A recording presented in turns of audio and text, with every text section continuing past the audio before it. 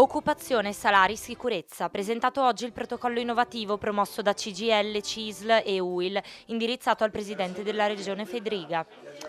Un fronte comune contro lo sfruttamento e la precarietà degli appalti pubblici. Centrale il tema della sicurezza e la tutela dell'occupazione. Si chiede una maggiore attenzione alle condizioni di lavoro. Trasparenza, vigilanza e legalità sono gli obiettivi.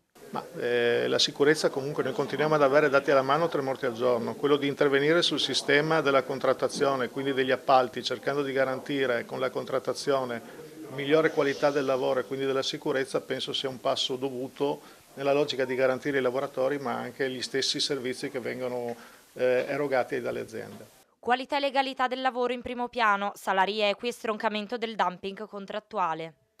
Con questo protocollo un nostro obiettivo è tutelare la sicurezza dei lavoratori ma anche il salario. Spesso negli appalti vediamo che non vengono applicati contratti collettivi maggiormente rappresentativi, magari ledendo i diritti retributivi dei lavoratori anche di sicurezza normativi, e quindi vogliamo portare degli strumenti che siano uno strumento per garantire l'applicazione del contratto collettivo maggiormente rappresentativo ma anche maggiormente favorevole per i lavoratori. Tra le azioni sollecitate, ricordano i sindacalisti, limitare l'uso indiscriminato e ingiustificato del subappalto, prevista l'introduzione di una lista bianca delle imprese che adottano i comportamenti corretti che vanno presi d'esempio. Prevediamo anche l'istituzione di una whitelist, ovvero di imprese virtuose che possono tracciare anche un esempio virtuoso anche per le imprese private e quindi garantire attraverso la legalità, attraverso la valorizzazione del lavoro, la qualità dei servizi e la qualità del lavoro come punto centrale degli appalti nel Friuli Venezia Giulia.